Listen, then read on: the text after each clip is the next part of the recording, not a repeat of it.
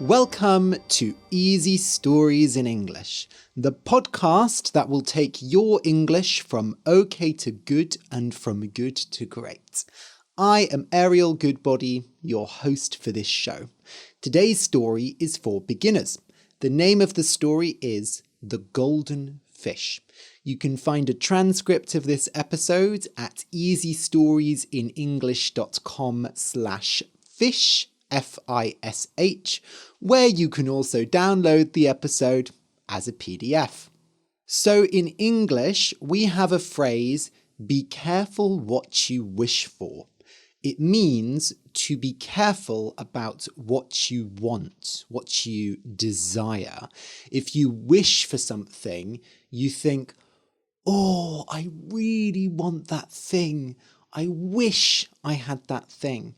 But you should be careful what you wish for, because sometimes you think you want something, but if you get it, you realize you didn't actually want it. For example, many people want to be famous. Many people sit there and wish they were famous. Oh, if I was famous, I would have money, everyone would like me, I would be on television. It would be amazing. But let's say one day you wake up and you're famous. Oh, magic. Well, what happens? You go outside and everyone looks at you. They run at you. They say, oh my God, give me an autograph. Oh my God, take a picture with me. Ah, I love you. And suddenly you can't walk down the street. You can't go to the shop. Then maybe you go home and you read the news online and you find out that everyone is talking about you. And worse, they're telling lies. They're saying things that are not true. They're saying that you kissed this person or you're in love with that person. Suddenly, you don't have a private life. Everyone knows everything about you and they're telling lies, which is even worse. So at that point, you would probably realize that being famous is not so great. And that is why we say, be careful what you wish for. Okay? So in this story, our main character doesn't actually wish for anything, but his family wishes for lots of things. And I think the phrase, be careful what you wish for, is very relevant in this instance. Okay, I'll just explain some words that are in this story. A fisherman, F-I-S-H-E-R-M-A-N, is someone who catches fish. Fishermen work in boats and they use nets to catch fish. Being a fisherman used to be very dangerous, but now fishermen use lots of machinery that makes catching fish easier. A hut, H-U-T, is a small building with just one room. Huts are very simple, so anyone can build one. But I won't be building a hut anytime soon. In poor areas, people build their own huts and live in them. Stormy, S-T-O-R-M-Y, weather, is weather that you get when a storm is coming, or there is a storm happening. So stormy weather is heavy rain, heavy wind, and so on. When weather is calm, C-A-L-M, it is not stormy. In fact, you often get calm weather after a storm. There is no wind and no rain. When you let something go, you free it, you allow it to go. For example, maybe a policeman has caught a criminal, but then he realizes that the person really did nothing wrong. Or he thinks, the real problem here is the rich people running all the companies, and all those politicians who do a bad job. So he lets the criminal go. This is a communist policeman, apparently. Or maybe you caught a bird in a net, but you think it's cruel to keep a bird in a net, so you let it go. When you grant someone's wish, you make their wish come true. You give them their wish. If you remember the example earlier where you wake up and you're famous, well, maybe God granted that wish so that you would see that being famous is not very good. Usually we talk about granting a wish for magic. For example, a genie is a magical blue man who grants you 3 wishes, such as in the Disney film Aladdin. Well, Ali Baba had them 40 thieves, Sherazade had 1,000 tales. I don't really remember the words to that song, but it was Robin Williams who did the voice of the genie in Aladdin, and he was very talented. Nagging, Nagging, is when you keep criticizing someone. You keep telling them why they are wrong. Traditionally, there is an idea that women always nag their husbands. For example, saying, "You never buy me flowers." But this is quite a sexist idea. Men can also nag. There is the same idea for mothers nagging their children, for example saying, "You need to do your homework." This finger on the video, you can see me wagging my finger, and this is what you do. When you nag someone, you have to wag your finger, and then it works better. Education, Education, is when you go to school and study. Education is considered very important now. After school, many people continue their education at university. Politics, Politics, is the activities of the government, the people who run a country. For example, in the UK, we just had a general election, and now the Labour Party is running the government. Before, it was the Conservative Party with Rishi Sunak, but now we have a Labour Prime Minister, Keir Starmer. So all of the news for the last month has just been politics, politics, politics. Some people are very interested in politics and read all about it, but some people are uninterested and don't even vote. And if you don't vote, then I'm going to nag you. A revolution, Revolution, is a sudden change in how a country is run. Revolutions often happen because of crises such as war or famine, when there is not enough food for people to eat. Famous revolutions are the French Revolution of 1789, the Russian Revolution of 1917, and the Chinese Communist Revolution of 1949. Okay, so listen and enjoy. The Golden Fish. Once there was a poor fisherman.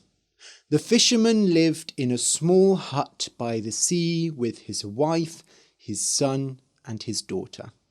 Their hut was only made of wood, and they didn't have expensive food or furniture, but they lived happily.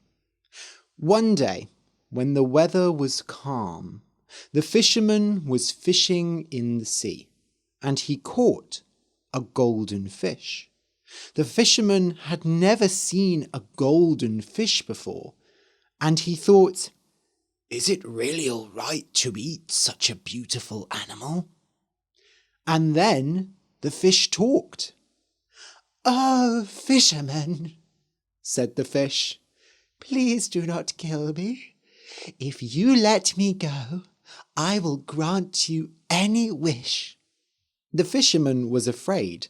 He had never liked magic, and he didn't want to start now. So he said, "That's quite all right. I have everything I need."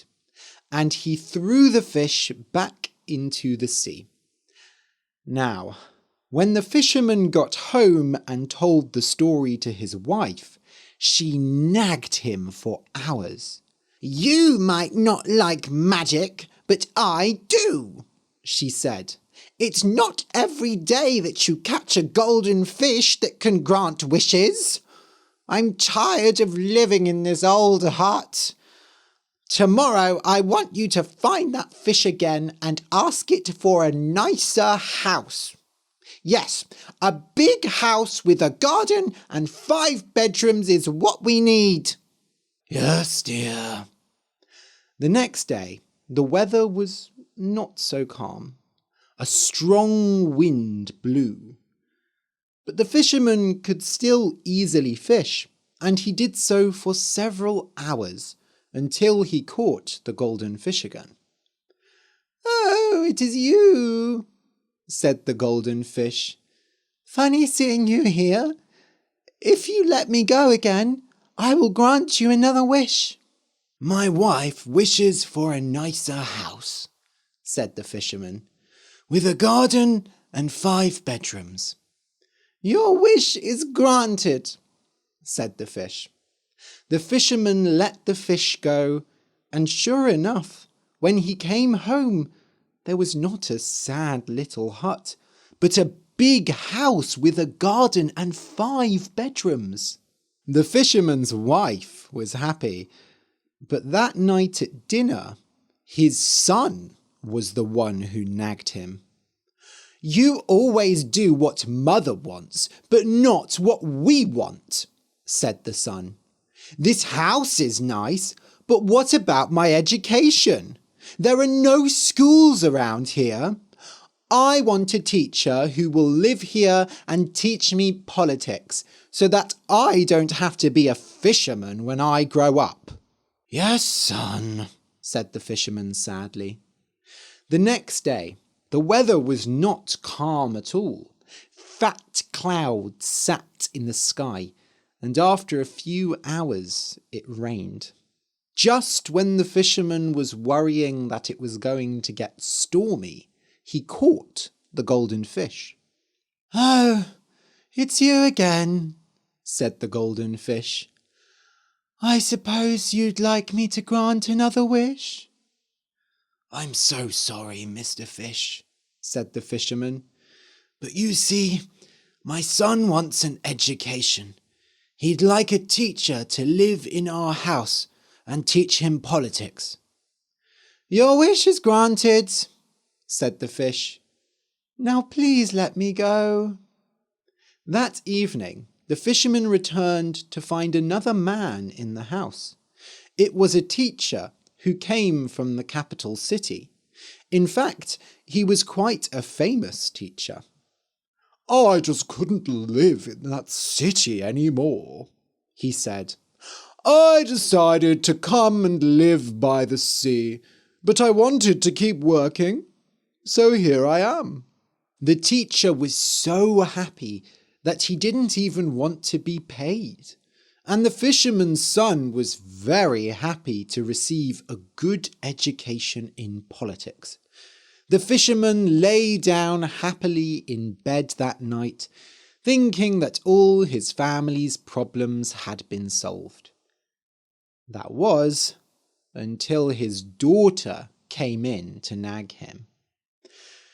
"Dad," she said, "why do Mum and Brother get their wishes granted, but I don't? You never asked what I wanted." The fisherman sighed. "And what do you want, dear?" "I'm glad you asked," she said. "I would like to be queen." "Okay, dear," said the fisherman. The fisherman thought that this wish was too much. Surely the fish's magic wouldn't be able to do it. When he went to fish the next day, it was very stormy and it was hard to see or hear. It was going to be very difficult to catch fish in such stormy weather. But the fisherman did his best, and after many hours of fishing, he finally caught the golden fish. "More wishes," said the fish. "I am so sorry," said the fisherman, "but this will be my last wish." He had to shout to be heard through the stormy weather. "My daughter wishes to become queen." "Your wish is granted," said the fish, "but she may find that being queen is not so great." The fisherman wasn't sure what the fish meant, but he let it go and went home. In the house, everything was very quiet. He couldn't find his daughter, but he supposed that she lived in the capital city now, if she was queen. But then he found his wife crying alone in the kitchen. "What happened?" said the fisherman. "Oh, don't you know anything?" nagged his wife. "There was a revolution. All the people in the capital ran into the castle and killed the queen. Our poor daughter. That is why the house is so empty. Our son has already left. The revolution will come here next. They will surely want to kill the family of the queen as well. Oh, it's too much." The fisherman had never been very interested in politics. So he hadn't known that for a year now, things had been stormy in the capital. People had been talking about a revolution for months, but the fisherman didn't know this. When his daughter suddenly became queen, it was too much for the people, and the revolution started. "I wish I'd listened to the news more," he said. But then the fisherman thought more, and he realised that he didn't think that. Really, he wished he had never listened to his wife or his son or his daughter.